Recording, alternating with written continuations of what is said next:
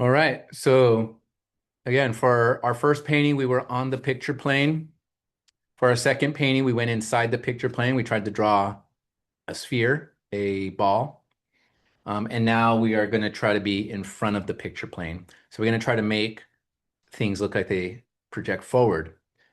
I've created a collage. It's on the wall with torn paper and cut paper along with tape. I might make changes. I might make changes to it as I move through the painting. I have a slightly different, a slightly larger canvas. I'm working vertically this time. And rather than an indirect method, we're going to use a direct method to paint today. So we are going to start with the color, trying to approximate the colors that we see and try to make that painting, or at least move through the painting in that way. Unfortunately, I don't have my other screen working, my other camera working at the palette, but it's a fairly, I'm not going to be doing a lot of complicated color mixing. We're dealing with very clear colors in front of us. And if we remember the questions that we ask ourselves when we're trying to paint an observational painting, the first question we ask is, what color is it? Sometimes that color is difficult. If it's a brown or something, well, we don't have brown on our prismatic palette. But all of these are fairly simple colors, like green. So obviously I know I'm going to start with green. And so I'm going to ask myself, is it brighter or darker than the green that I have on my palette? Is it warmer or cooler than the green I have on my palette? Does it have more chroma or less chroma than the green I have on my palette? And so even though you're not going to see my palette today, that is essentially what I'm thinking about when I look here. The other thing to consider is that I don't really have to be too accurate to the drawing, right? Like we know the general proportions of a dollar. We know if something looks spherical, like a baseball, but we're working with cut paper, right? So it's more of an abstract idea. I still start with um, actually, I don't know what I was going to say there. So I'll just backtrack and instead talk about what I'm doing here. So I'm getting my turpentine. So today I am going to work, sorry, not turpentine, my Gamsol. We are going to work with Gamsol. We're going to need to dilute our paint. And because it's the first pass, absolutely acceptable. All right.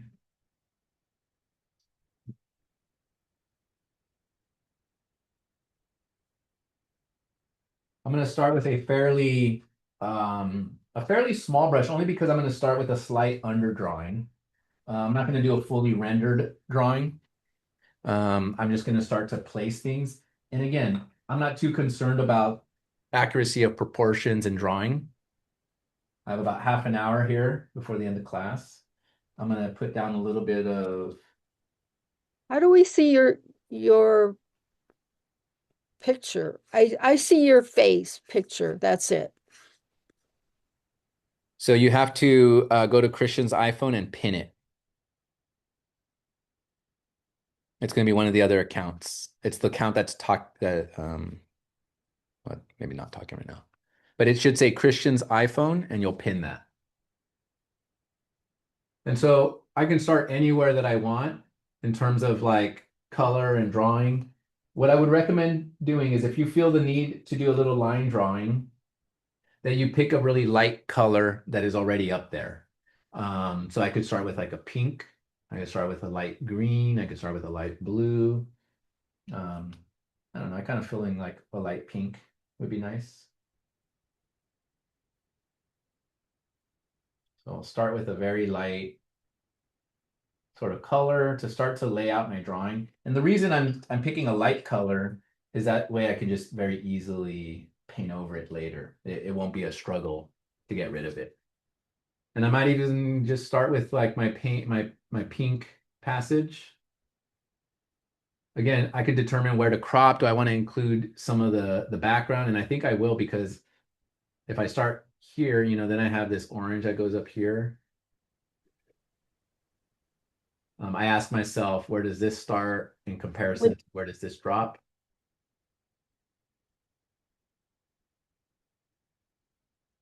Did someone have a question? It sounded like someone was about to chime in. With the underpainting, again, it's up to you. You're all intermediate and advanced painters.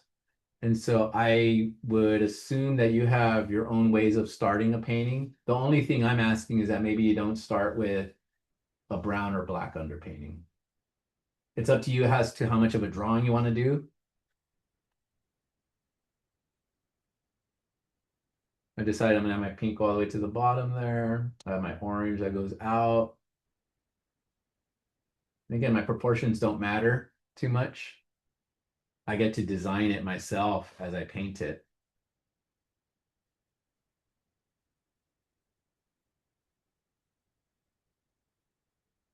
And this is the most like drawing we've done in the class, I think, to a certain extent.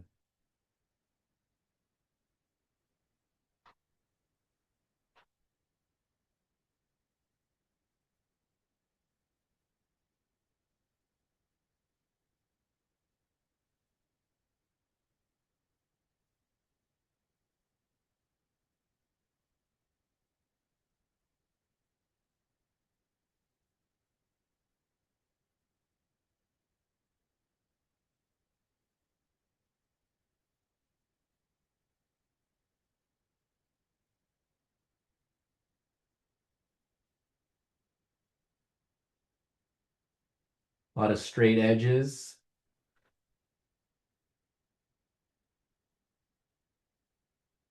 Drop a plumb line to see where that corner is up here. It's a very high corner.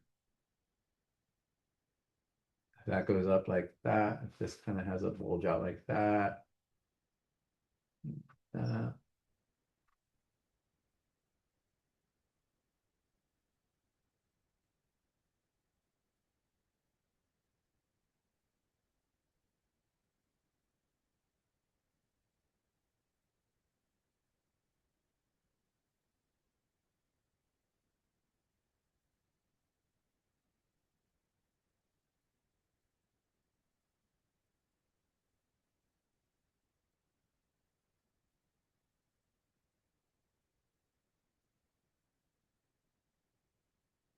it's blue. That's my orange. That's back here. And so my green kind of that is closer.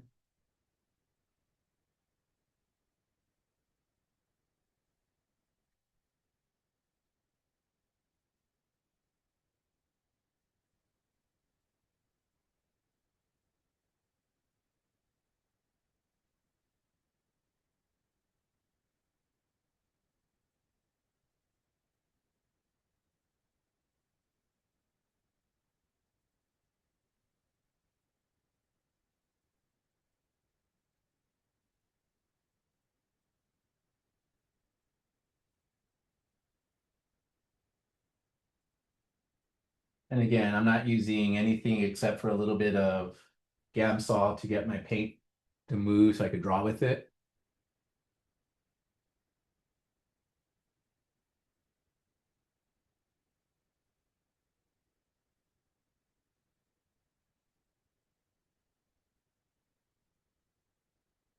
Move that pin over there. So I decided I'm going to move my pin over here based on the way my painting is starting to turn out.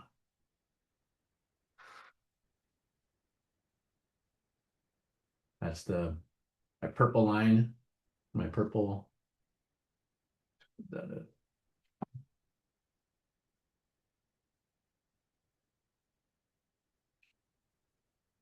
And that's at least a general a general idea. Oh, I guess actually I forgot of my composition.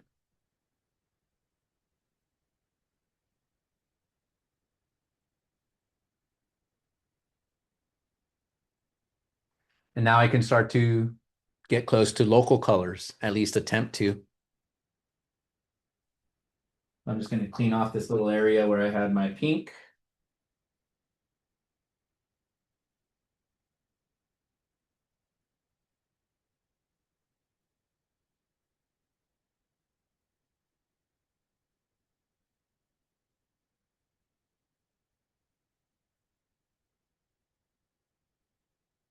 And it doesn't, it doesn't really matter what I start off with. Since I have some of that pink here, I guess I could start there.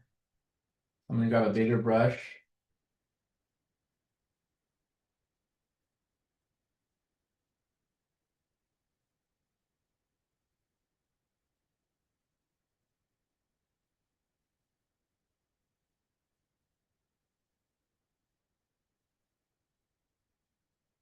It's up to you how fast you do this stage. Some of you might want to take a lot of time to make sure that your values and temperatures and everything is very accurate. Some of us maybe want to move faster and get through the painting, get through the underpainting a little quicker so that then you can move into painting a little bit more specifically afterwards. I'm gonna go somewhere in between. So mixing my pink. And then again, I'm just trying to get close.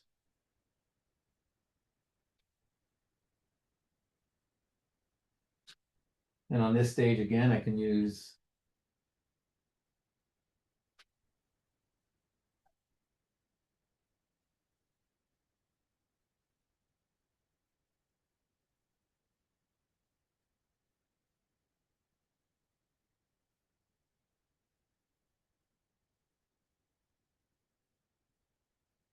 if I had more than maybe half an hour to do this demo, I might try to start a little bit more accurately.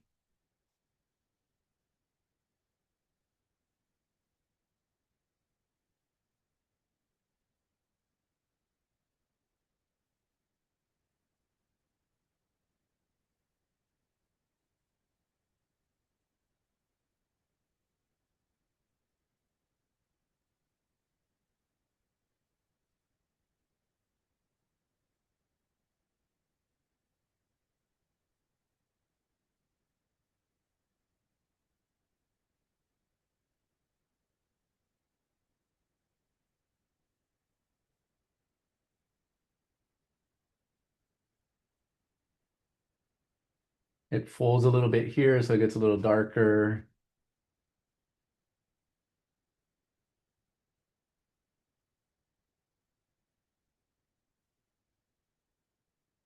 Now I'm going to ask a question. So there's a little trap shadow that you might see. There's a little bit of trap shadow right there.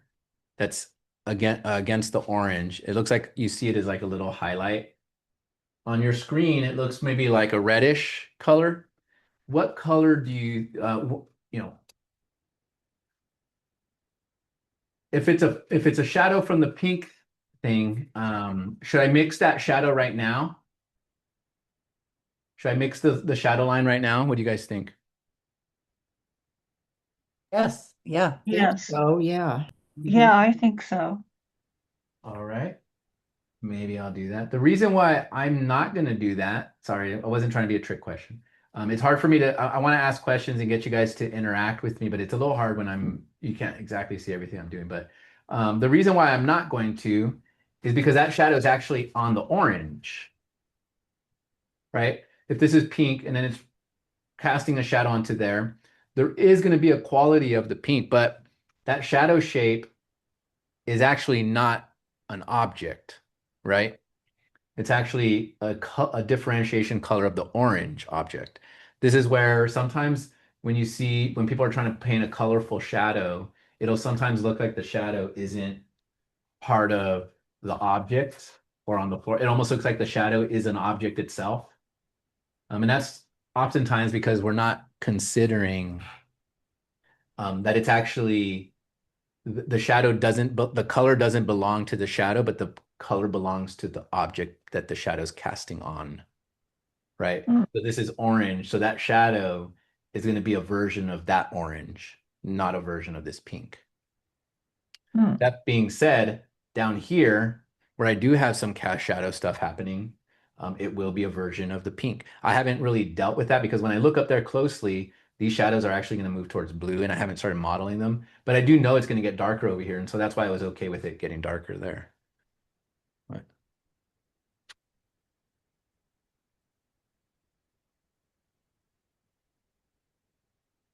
Let's get more of this paint cover.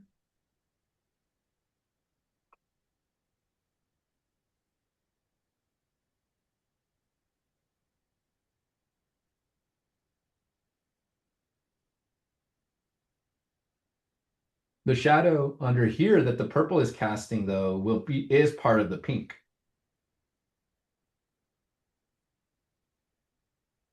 So when I do make that shadow later, it will be I'll be starting with the pink. Well, having the pink in the mixture at the very least.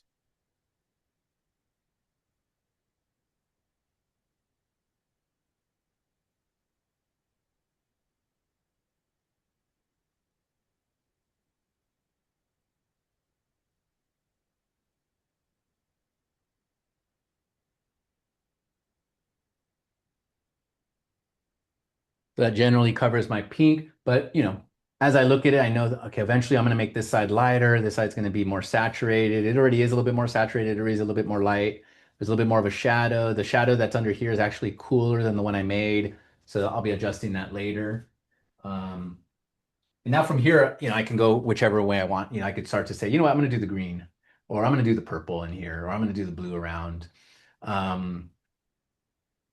What I am going to do, and what you might want to do, is start with the lightest values first. Again, this might go against some of the conventional rules that you've heard before.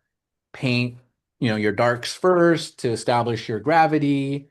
Of course, the darks are important. They do establish gravity. They do sort of nail the painting down onto the canvas. That being said, when I think about the process, and this is why, painting it does have formulas and rules, but it's ultimately about sort of thinking, right? And so if I start to think about what I'm trying to do, I'm trying to paint as much of this underpaint, get the whole canvas covered in one go in my first underpainting. I know that if I start painting the blue or the dark colors, once I start to come paint the light colors, the dark colors are going to mix in and might smear into my light colors. But if I work the other way, I'm going to have less of that problem. If I get all my light colors in, then when I come into the dark colors, they're not going to get smeared into my lights spaces, right? And I know dark is stronger. So even in areas here where I don't draw the shadows, well, later I'll come in with the dark and the shadows will cover that. So as much as you do have freedom of going to whatever color you want next, but I would recommend thinking about this light to dark. And so I'm going to actually go to blue next. And it's a fairly light blue, so I know I'm going to need a lot of white. And anytime I make a pile of color, I'm going to save it. So right now I'm done with my pink, but I'm going to just scoop up all the pink that I have. I know you can't see me doing that. And I'm just going to put it aside for next time. I'm not going to put it on the top where I keep my spectrum palette, where I keep my full spectrum palette all the time. And instead I'm going to put it on the left or right where I keep my, sometimes people call them streams. These are just the other colors that you made while you were painting that you still have extra.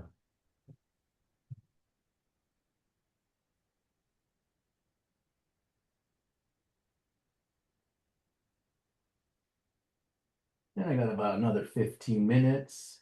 Usually I could get through the whole underpainting stage in one half an hour.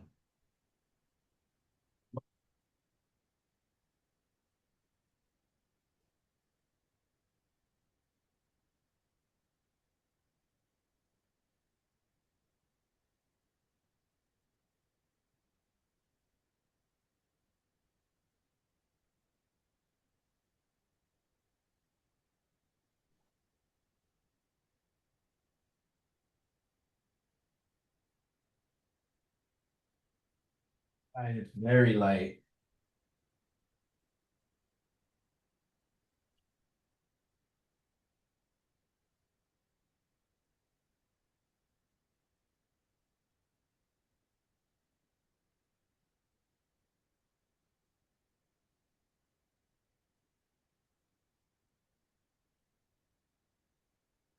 Too dark still.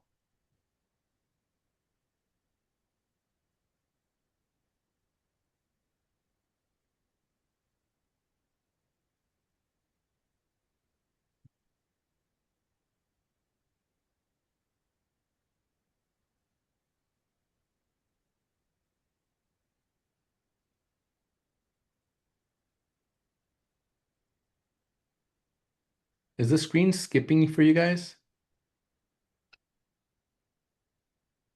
Like, No, no. Okay. Just on my end.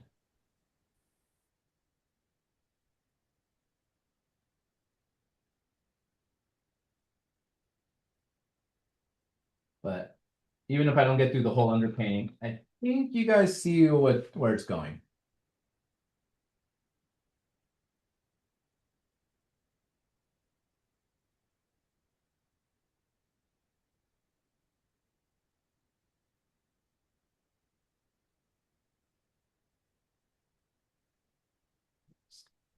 Should have paid attention a little bit more to the drawing. It actually comes in this way, but luckily, because I'm working from light, I'll be able to repaint that with my dark, with the purple over it.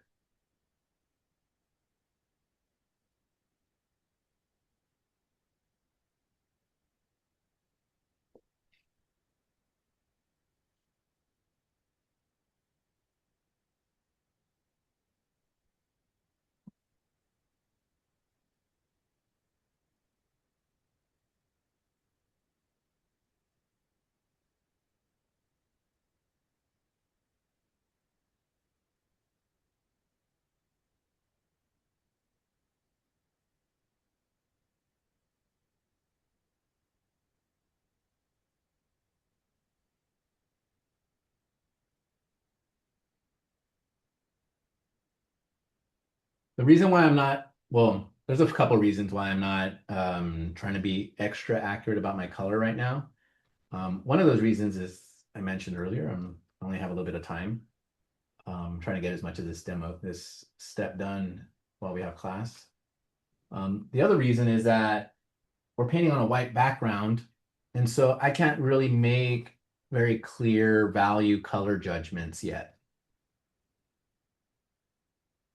Because everything is relative, right? This is what we've learned from Joseph Campbell. Color is relative to the colors that are around it.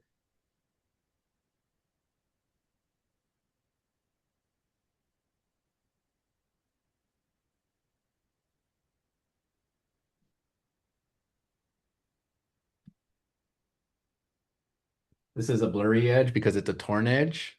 So you could soften it for now, knowing that you don't want a hard edge there.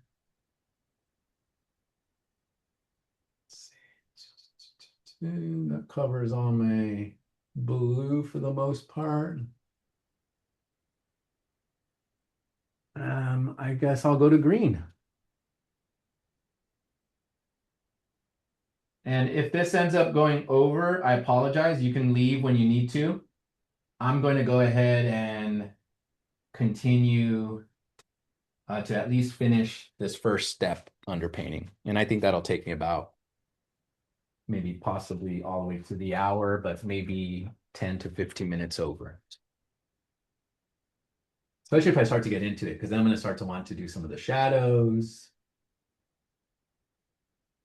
All right. Does anybody have a recommendation of what color I should do next?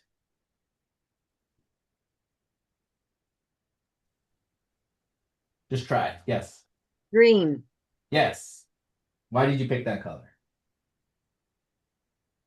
I looked at it and that immediately just flashed on me. The orange is kind of like a background, but the green was vibrant and came forward. Mm-hmm. And it's got a lot of different colors in that green too. There are a lot of different colors, right?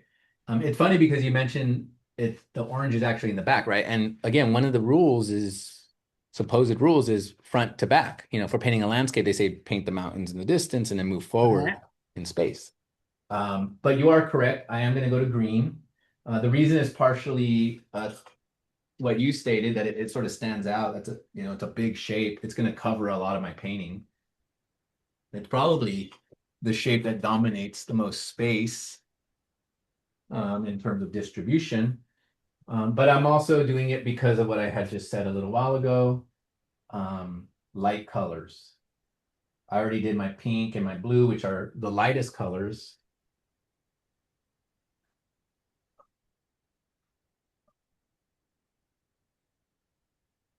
I'm just mixing the green over here. I got a desaturate. I'm going to put a little bit of blue in it.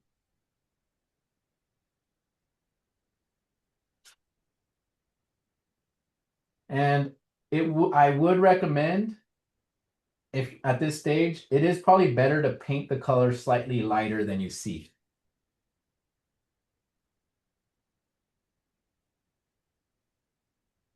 And this goes back to the idea that paintings tend to darken as we continue to paint for some reason.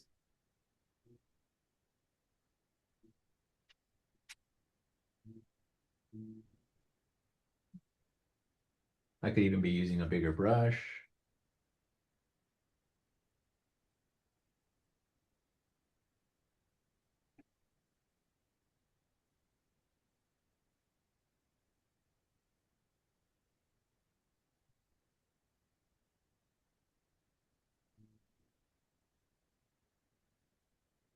Try to cover all your holidays better. The sooner you do it in the painting, the easier. Because if you wait till later, some of you may have discovered it is harder to get your holidays out of there once you're like on past 3.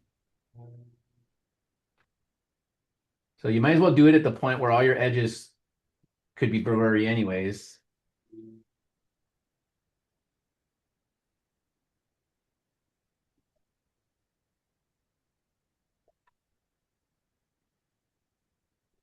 I just pushed a little more blue into my green because it was starting to get too yellow greenish.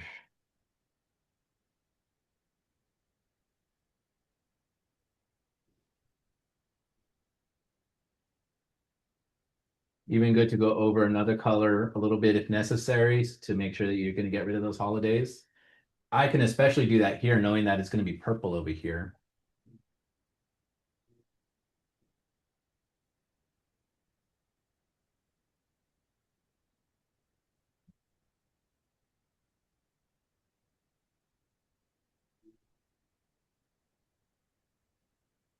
I can already see areas where there will be sort of these color effects, like simultaneous contrast. Anybody familiar with that term? No. Simultaneous contrast is where you have sort of like 2 colors of the same value next to each other. That sort of creates a vibration because they're same value, so they're not creating like a contrast. Isn't that something that is part of the way your eye sees it?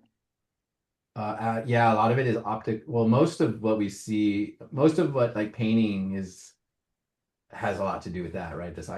So even conventions from history, right? The idea that blue recedes and creates distance in the background, like especially in a landscape, has a lot to do with the rays of light and the length of the rays of light. Short, long rays blue, short rays red, and so everything that sort of has to do with color in some way has to do with like the relative sort of I don't know if relative is the right word, but effects, optical effects.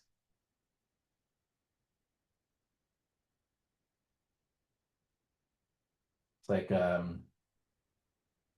complements, right? A complementary, right? What is the complement of a color, right? So red, the complement is green. Well, what happens when you stare at the red sun at sunset and then you blink, you see blue green?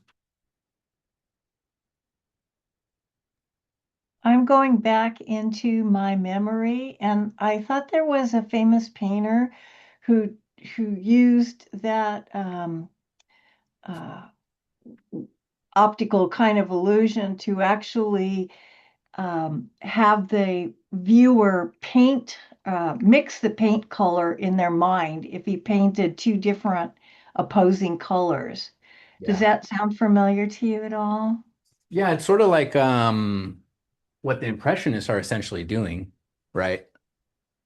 They are using broken color. They're using dot or some like a pointillist like Seurat. They're using dots or flecks of color next to other flecks of color.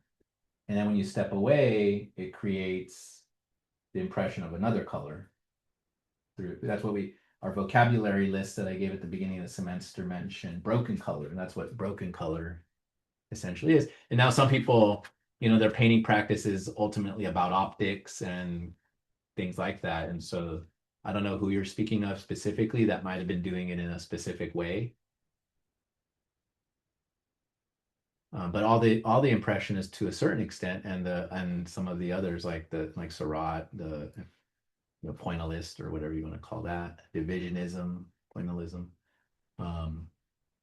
And it makes sense, right? Because at the turn of the century, at that point in the century, new ideas about optics were emerging, along with new ideas about time and space. And so artists, at that point, had become innovators at the turn of the century. And so they pursued innovative ideas related to optics and other things, like we think about cubism, right? Innovative ideas about the way we experience and depict time and space, because that was a sort of new idea at the time.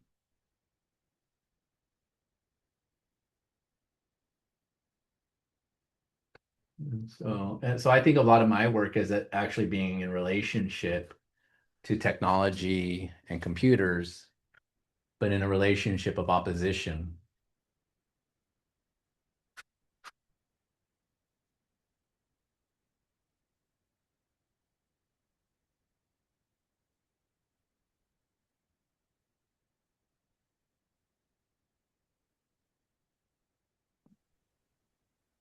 Losing some of my drawing there. Explain what you mean with that a little bit. Sorry, what was that? Can you explain that? I'm sorry, it's like cutting out. I'm barely hearing what you're saying. I What was wondering if you could explain what you mean by that. By which part? What did I say that you want me to That in opposition to, Oh, in opposition to, technology and so forth. Yeah, yes. I make paintings that look, when I think about my paintings that I make in the studio, a lot of them look like they may be infographics, like informed by technological graphics. So like data collection, comparative, topographical maps, the sort of surveillance apparatus, images that represent or reference the technological surveillance apparatus. But philosophically, the work is the opposite, in that it's about things like obscurity or deceiving these systems, or emphasizing play as opposed to optimization. So I would argue a philosophical stance against a technocratic approach to organizing society and political structures.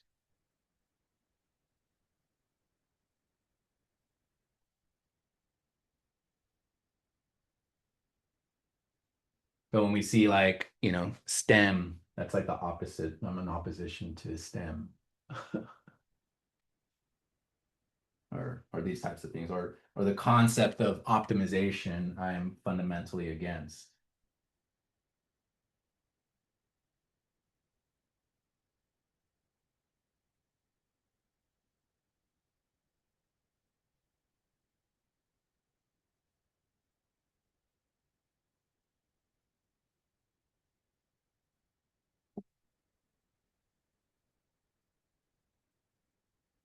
And so as I do this, I can start to see where my drawing got very distorted, like I move that to the left, and I'll still have an opportunity if I decide, what I want to make. I like this idea of this being looking like a flame.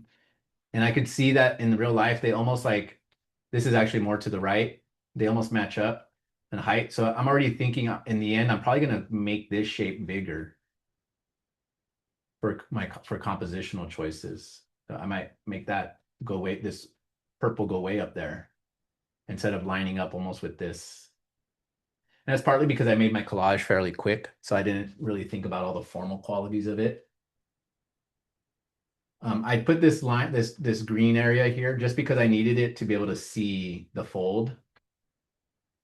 So even though I didn't do very much shadows everywhere else, I needed that to be able to see my fold. But we could already start to see how it's starting to achieve a certain dimensional quality.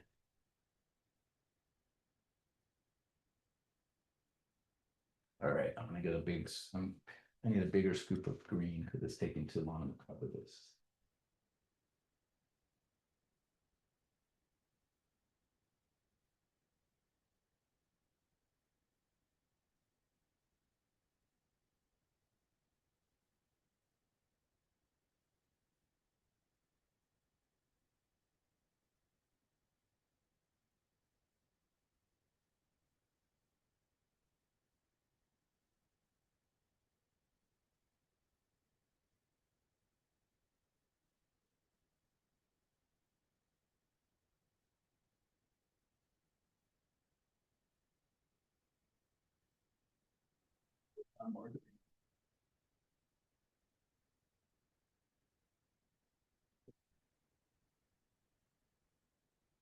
So did that make sense?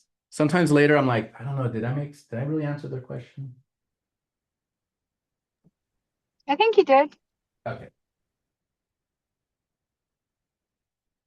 Those were my paintings. I also do sculptures, and the sculptures are related a little bit more to my heritage and interest in forms that come from Mexico, specifically sort of architectural and craft forms. And so I make sculptures too that are related to a similar idea, but a little bit more maybe, I don't know that autobiographical is the word, because it's more like research based.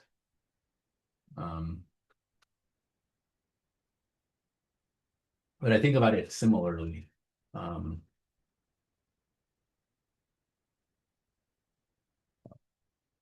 One way to paint faster is to use a bigger brush, Christian.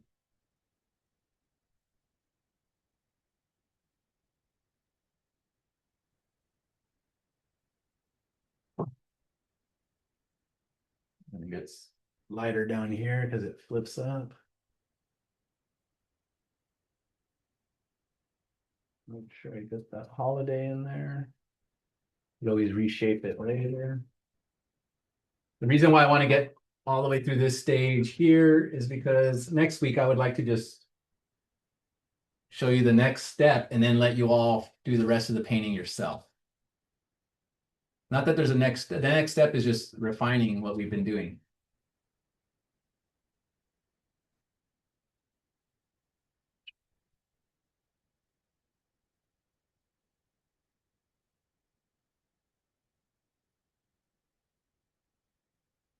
And then,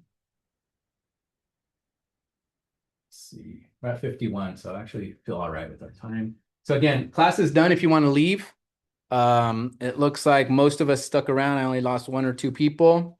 I'm going to go ahead and continue to paint. You could stick around for as long as you want until I'm done here. So I have a question. I could do purple or orange next. They don't touch as much. They touch up here. And so it really doesn't matter. So maybe just to make myself feel better, I'm going to do the purple. Why is the purple going to make me feel better? Because I'm going to be able to reshape some things. It's also going to fill in this weird gap. And then that way I got this weirdness over here. Better to have some unresolved stuff over here right now than in the middle, right smack in the middle. So I'll take a couple minutes to scoop up my greens out of the way. I made 2 different greens over here. I made a bluish green and a more yellowish green. So I'm going to keep them in 2 separate piles, a bluish green and a yellowish green. That way later, when I start to come in and deal with warm and cool green variations that happen because of the light, I'll already have these batches ready to go. And again, sometimes people call these strings, I guess because they're like usually smaller amounts, they're stringier. I don't know. Maybe because you put a string of them on the side of your palette, according to these people. But I feel like every time I go online and I watch other people's art making videos, they've invented new words that don't exist. Sorry, not new word, but new terms that are unique to their own practice and not what we would consider like standardized terminology or codified terminology, however you want to think about it. All right.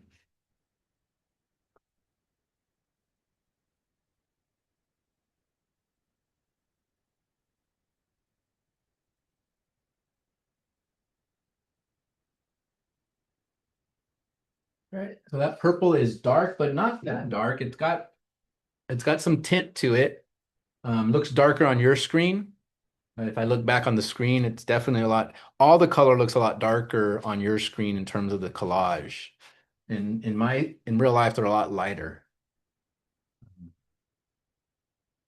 So I'm going to dip into my purple. If you have a pre-mixed purple, the purple I have, that's sorry, not pre-mixed, but a tube purple. The purple I have, I use dioxazine as my main purple on my palette if I'm not mixing my purple.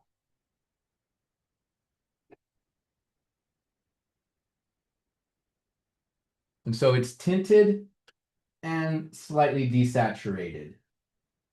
Because if I just tint it, I get like a really intense purple.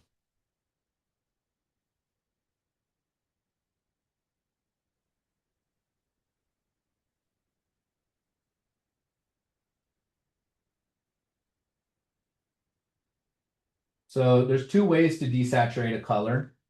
Does anybody know the two ways to desaturate a color in terms of a mix? But their complement That's is one way. What's the Or other one? add white. Or add white. Thank you. So I'm adding a little bit of white to mine. Because then I can decide if I need a temper. Because the thing to consider is that both of them temperature shift, right? But with the white, I know what the temperature shift's going to be. It's going to move cool. It's going to get lighter and it's going to go cool. Whereas if I mix a complement, well, now I got to figure out what complement so that I make sure it goes cooler and not warmer. The white is an easy solution in this case. I'm almost there. I can go even a little white. And I will be honest with you, my white is actually a little bit of the blue, the super light blue I made. So it's white, but it's like a blue, it's even cooler white than normal. It's a bluish white. That's pretty darn close. Close enough for me at this stage. Does anybody have any big plans this weekend that aren't too personal because this is going to go on YouTube?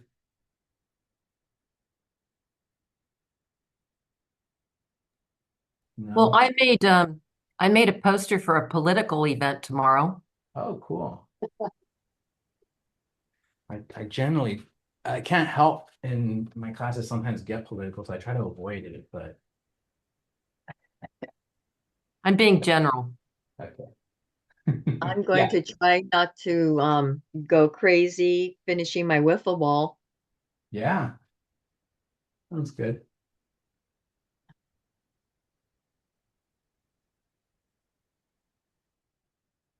All right. So again, because it's a darker color, I could reshape my painting a little bit if I want.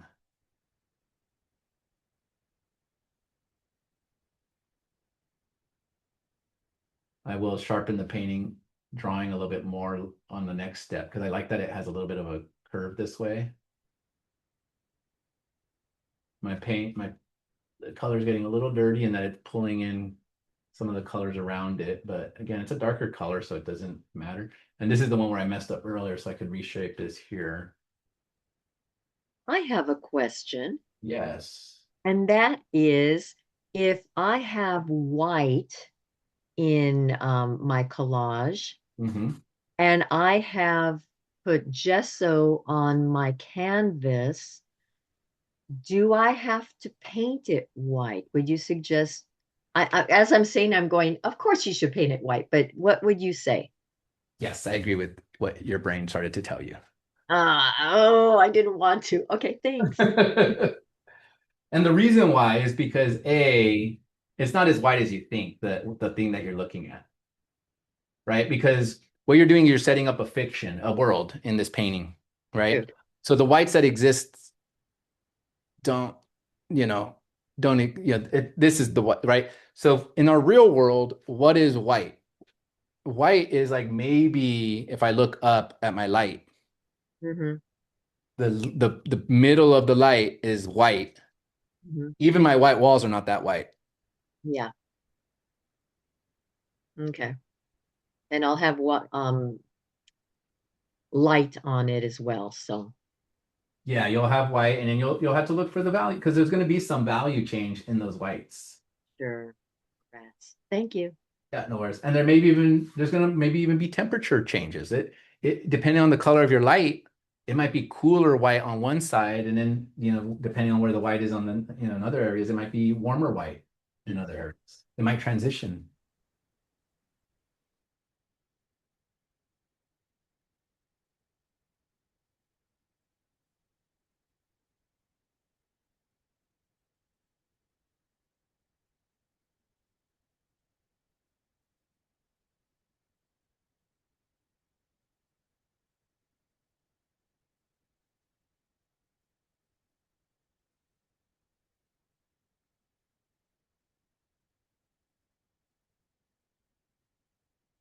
Christian, Uh-huh.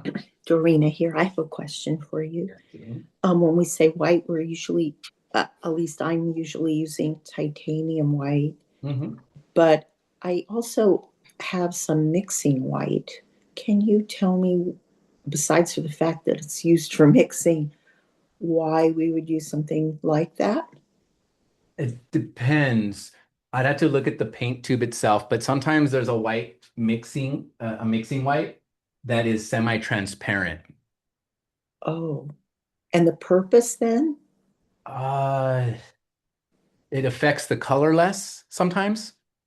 Oh, it doesn't cool it as much? Yeah, it kind of just depends on the brand and the specific type of white. But yeah, that's one of the ideas is that it won't cool as much. Okay. And it's Or not change. as opaque. And it's I not as don't. opaque as usually the case. It could be that it's more opaque. I don't, again, I don't know unless you look at the ingredients. What I would do is because white is such a debated thing online, like in painting world, Mm, because a lot of it has, there's a lot of people who will write blogs and do research on whites. mm. And part of it has to do, it's largely motivated by the fact that whites are notoriously difficult to get them to dry, like to stay white forever. So if you look at like like a white painting by Rymans or something like that, they're like yellow now, right? Like Right. they turn yellow. So there's a lot of research, like a lot of these like the people that are really into like the sort of materials, um a lot of debate about around like white and different whites and which whites are the best and which ones will yellow less. Mark Trujillo, who's a local, I think he's based in Long Beach, very successful teacher and artist. I remember a while ago he did a whole blog studying all the like doing a palette, and then laying out all the different whites from different brands, labeling it, and then tinting Mm. it with different colors, and held it over time just to see which colors, um, which whites would yellow more and how long, etc. So. Okay. I thought it was the varnish that was yellowing, not the titanium paint. Yeah, the white, because it has oil, different ones, they get more yellow. Mm, I see. But you're right. Historically, there was the issue of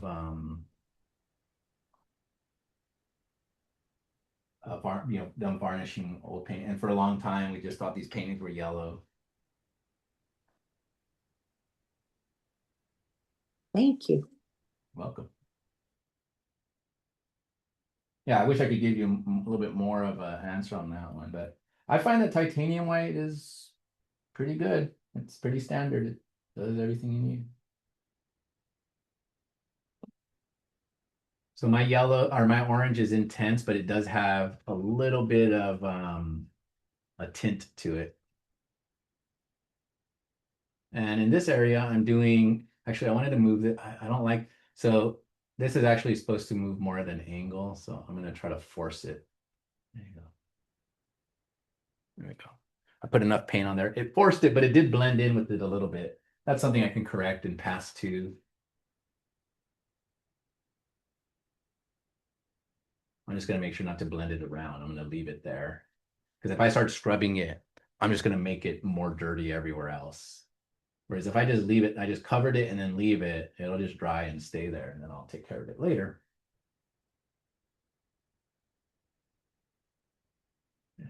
Angle. And it goes down.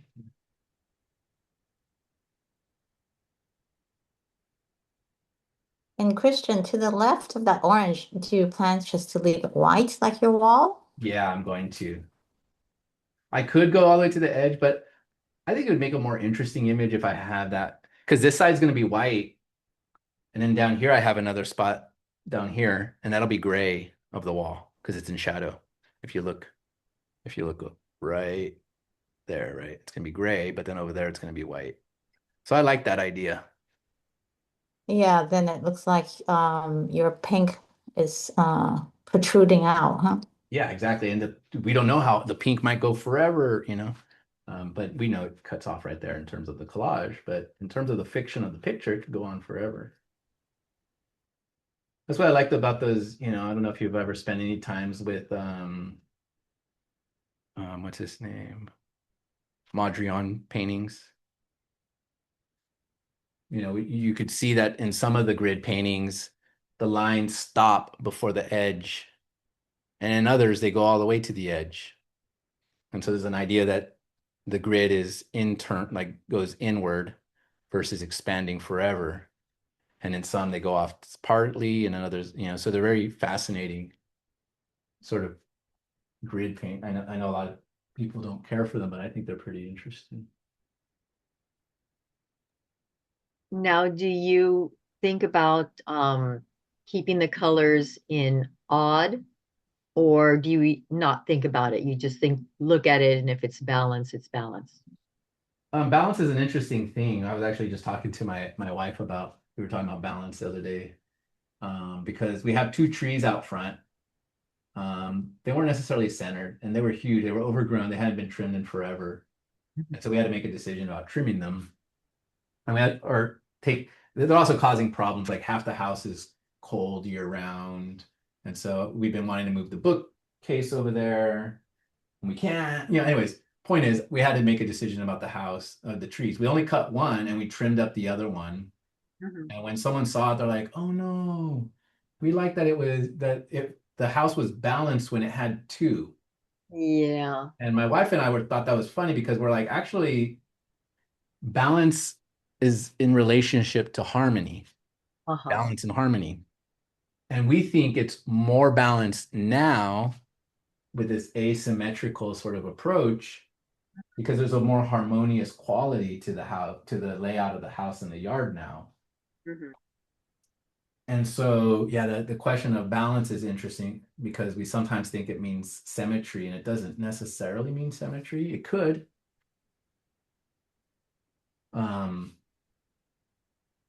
But why was I saying that?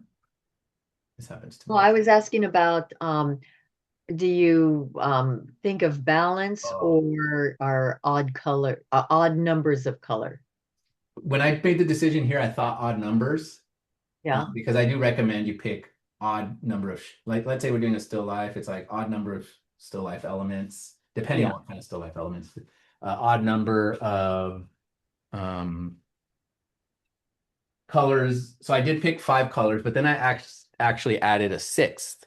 That being said, that 6th color has such little representation that it's actually going to read more as a value. So what it's going to do is be a dark up here to balance the dark that's down here.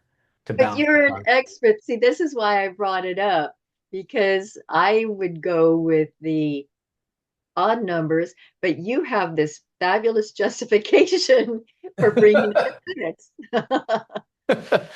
Yeah, because again, it goes back to there's not a hard and fast rule, right? There's like suggestions that are very valuable.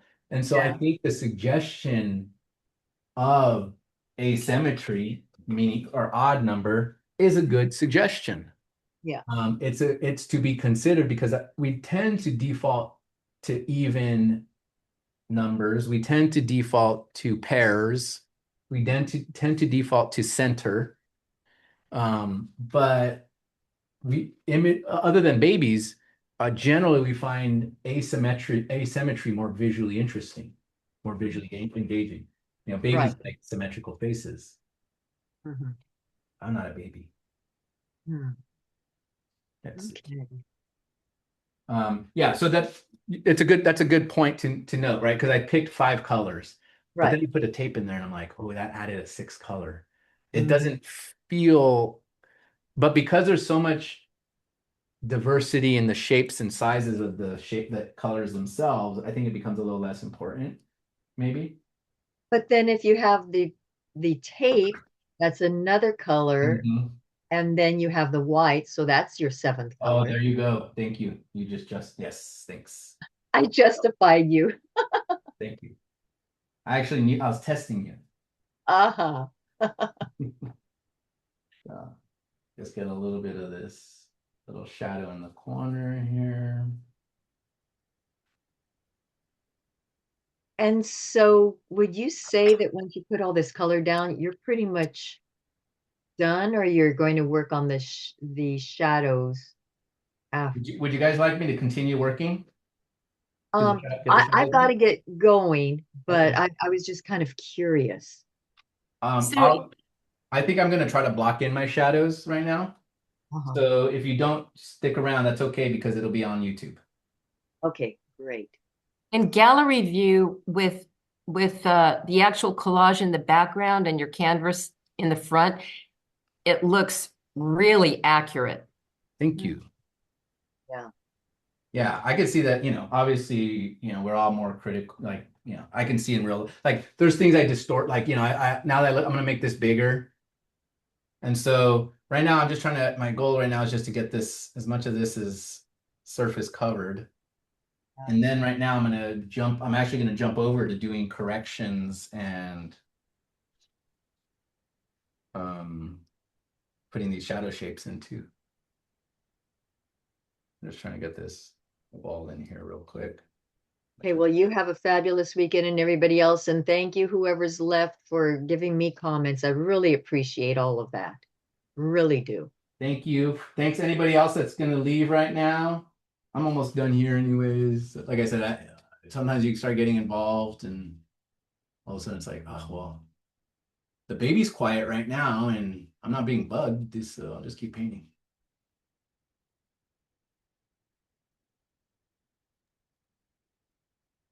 Have a good week, everybody. Bye. So the orange turns a weird color up here. I'm probably not gonna be able to, I'm not gonna get it right now just because, well, maybe I can. What I'll do is I'll just put white right on top of it because we have this masking tape that's semi-transparent. And so I'm probably gonna have to remix this color later on a second pass because it's still fairly chromatic, but it's sort of like transparent. And so I'm like making it way too grayed out. So what I'm gonna do, knowing that I'm gonna have to correct that later, is I'm just gonna scrape this out. I don't have to fight any of the texture.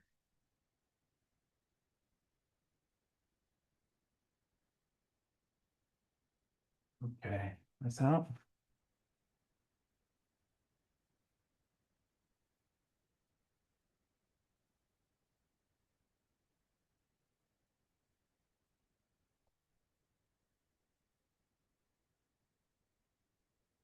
Need to back up a little bit.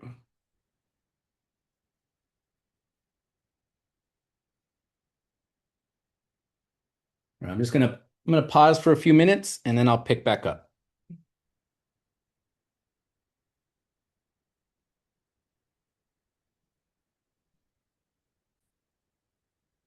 All right, back to it.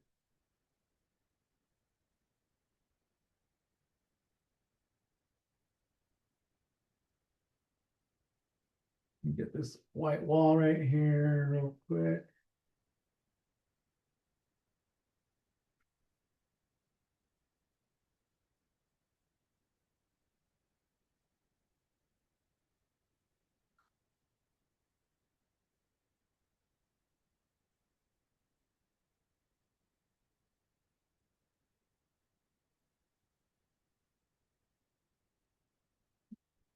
And some value there, and then we only have one area to paint.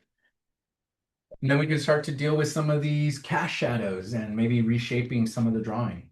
Let's see. Pretty intense blue. Definitely in the ultramarine realm. Just a little bit of a tint.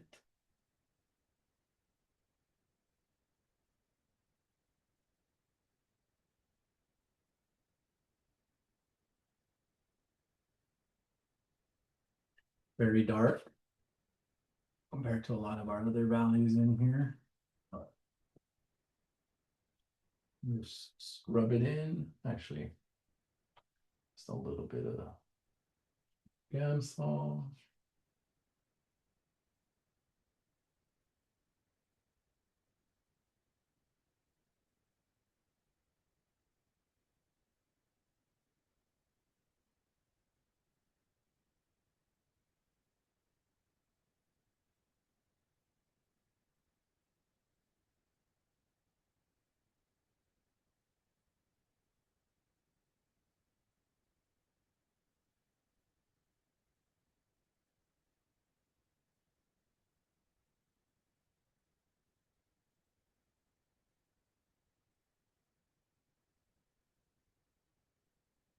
That's pretty much all there now.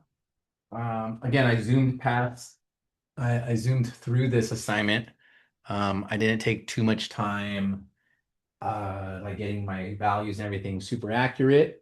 But what I do have is a really good place to either stop at or to even continue right now.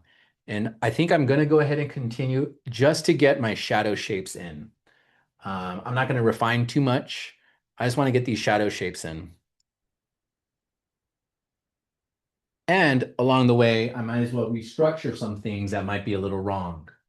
I had indicated that I'm not happy with, or that I wanted to get this shape to be a little bit more accurate. And so that is the first thing I'm going to do.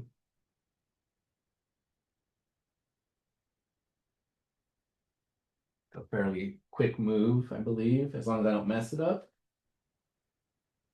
And so I can just take a little bit of this green here. Let's see another batch.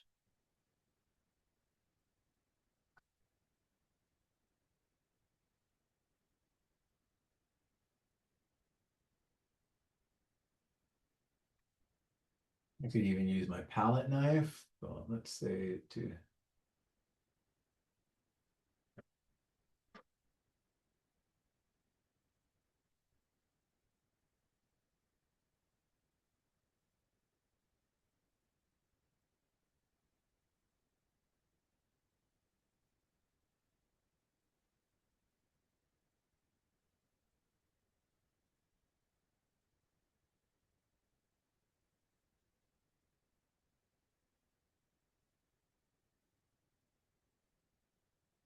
all right.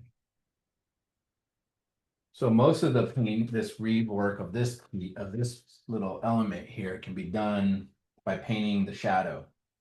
And since I'm painting shadow shapes anyways, I'm going to look at that shadow. It moves not only darker green, does have a little bit of yellow in it. I can see it. That one there.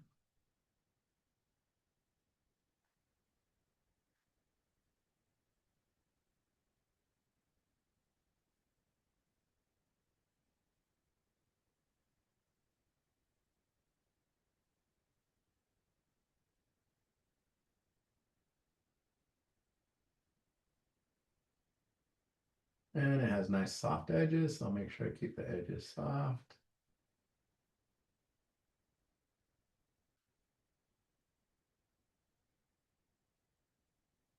better, closer. It's not exactly where, you could see the referent there of a little bit, but it's because I was also trying to make this bigger. If you remember, I'm trying to make that. I like this like flame shape. Okay. So from here on out, it's about painting some little dark shapes here and there.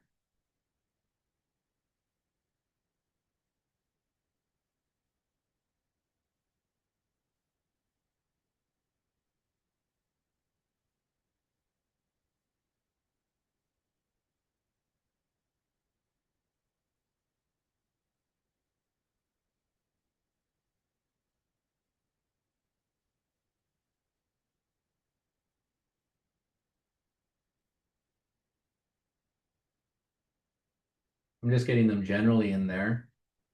Again, I'm going to be doing another pass where I'm going to be refining this. And the way I'm kind of thinking about it is more like carving than painting in a way.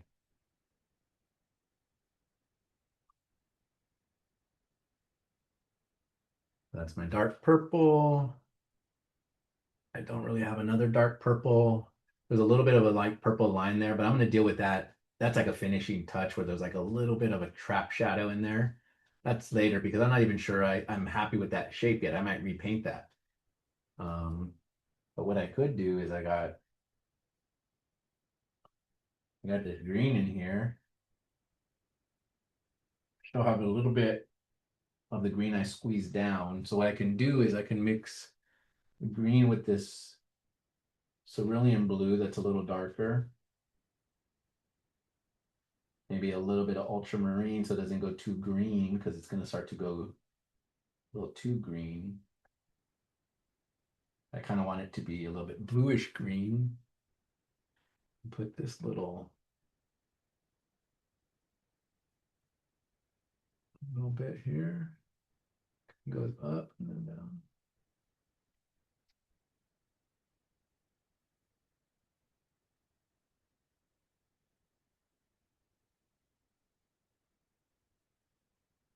A little bit of that shadow in there.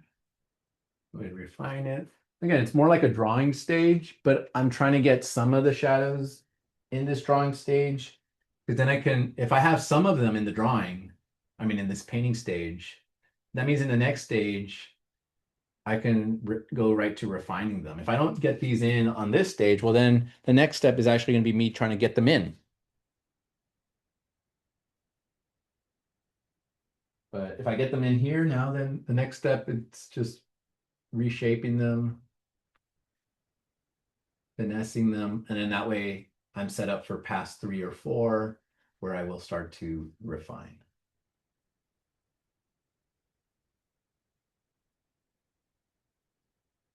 All right, what's another major shadow shape that we should address? We have a few, right? We have this little one here, the orange. We have a little blue one there, but it's actually in the purple. I mean, in the pink. Then we have some shapes down there that are in the pink. There's a lot of pink ones. There's 2 orange, 1, 2. Well, technically the orange over here too. And so in the end, I might actually narrow that out a little bit so that I have a little bit more room to play there. So let's say we're going into our pinks. So I'm going to pull out my pink that I had earlier.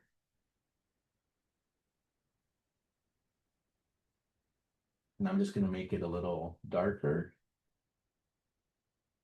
and a little redder. So what I'm doing is I'm mixing a little bit of my cooler into that pink. And so first there's probably not dark enough. Yeah, not dark enough. So I'm gonna have to put even more of that red in there.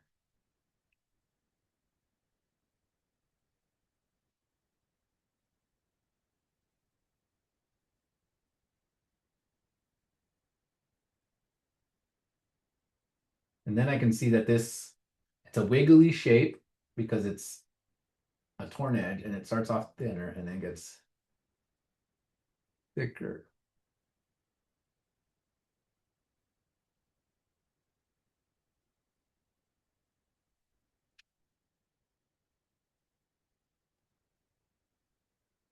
And then as it starts to lift off, it starts to get softer edge over here. Let's get a little bit more light in there.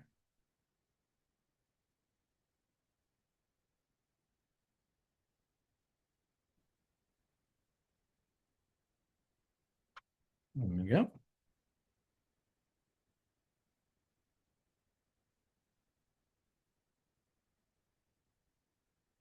I left a holiday in there. I'm gonna deal with that real quick. Let's just do that for now.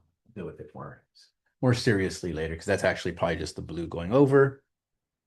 That's one pink line. Then we have this pink line down here.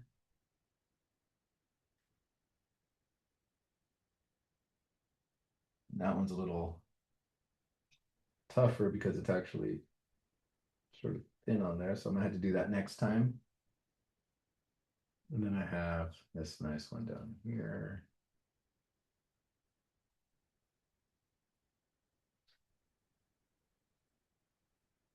With a very soft edge.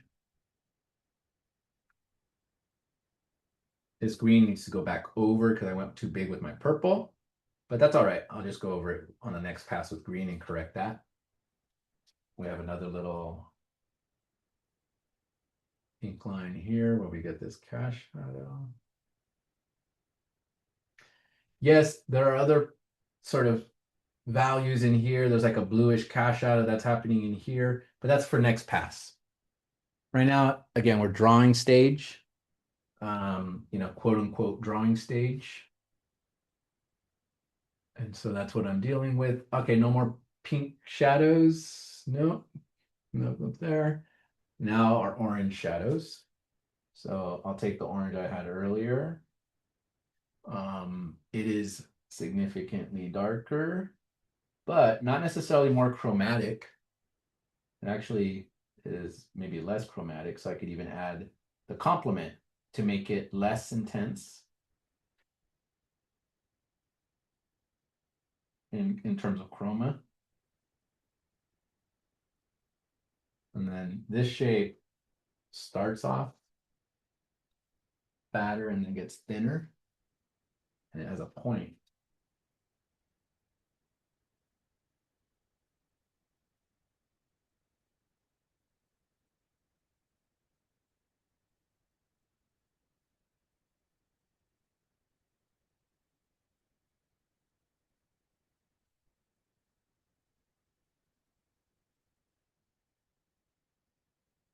The one down here, I could do that. It's kind of messy there because if you remember, I did a lot of corrections there. I have a little one here. This is where we start to pick up cues. If you remember at the beginning, I asked you all to consider that you might make changes. Well, I like that it creates this little cast shadow. So what I'm going to do is I'm probably going to let that lift up even more and exaggerate the tape lifting up there later. All right. In the blue, it's hard for you to see it from your screen, but in the blue, there's like, because I have the purple paper over the orange paper, it makes a little lip. And so there's actually a slightly darker blue lip right there. So I might as well put that in there because it's a drawing element.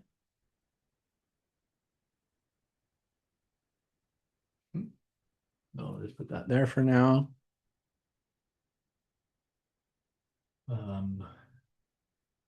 I had another orange over here. So using the same orange I just mixed.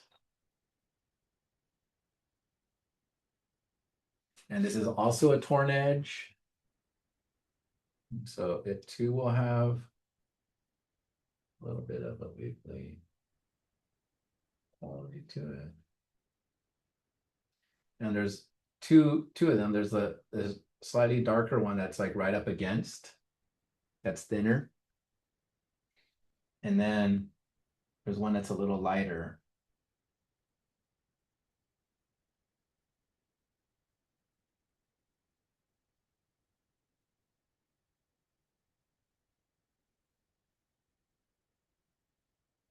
That starts off a little sharper and then starts to sort of thicken up. And you could even use the wet paint underneath.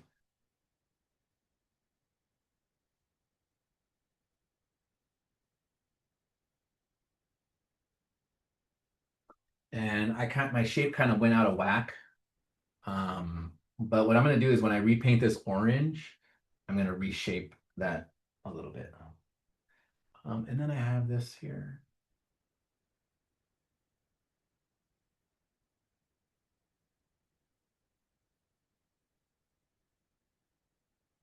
And then it goes like all the way up.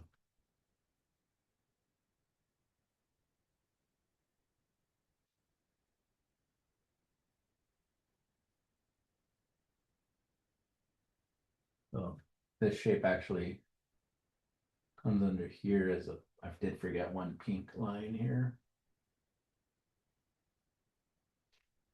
Slightly. Maybe went too much right there. This one fades out quite a bit.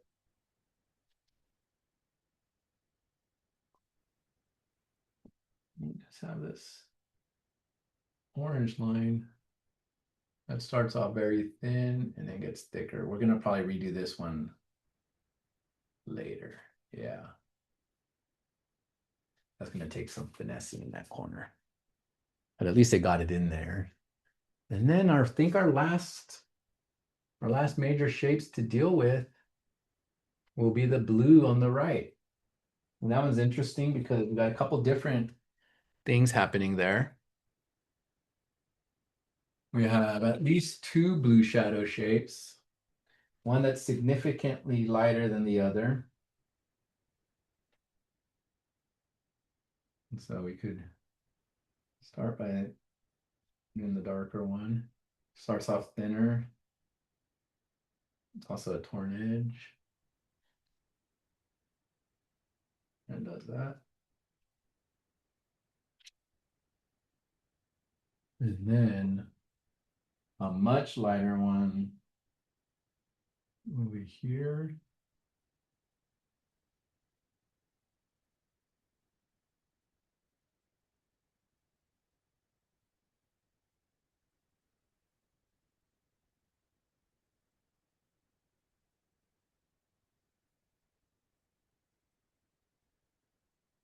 And then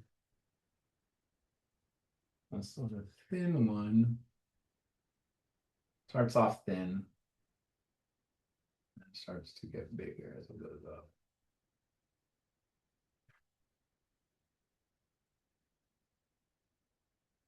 To the degree that it starts to put this whole paper up here in shadow until down here.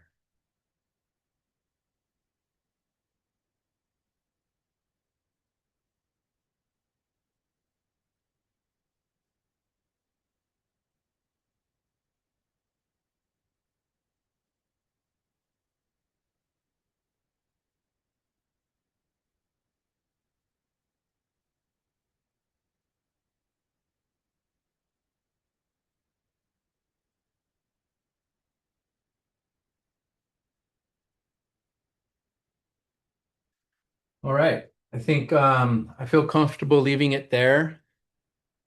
So if I were to, I'm gonna re-angle here and address the camera real quick. What will I say about this? Where we're at?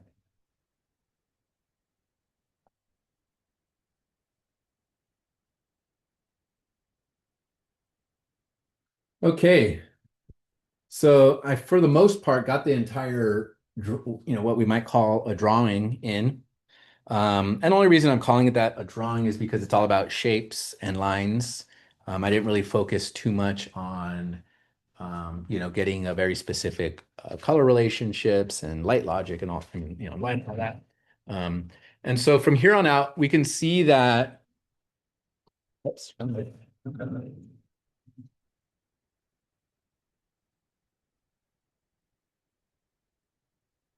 We can see that they're different, right? They're not exactly the same. Like, right, there's some artistic choices where I decided that I wanted to make this thing bigger, and I might even make it bigger than that. What I'm keeping aware of though is that if I decide to make this bigger, I like that up there. There's a more clear relationship that this is smaller of a shape and this is bigger. And so I want to retain that quality. But maybe I want to accentuate the fact that it has a little bit of like a candle-like quality to it, like a flame. And then there's some other things, along the way, I'm going to make some decisions, right? So for example, I like how this is creating a cast shadow. So I'm going to peel that paint. I'm going to peel this up a little bit more. So I have a little bit more of that shadow. You can't really see it, but I can see it. And so at this point, it becomes more about designing the painting. It's partially looking at that. It's partially using that as a reference point to get things accurate. But ultimately, what matters is what's happening here.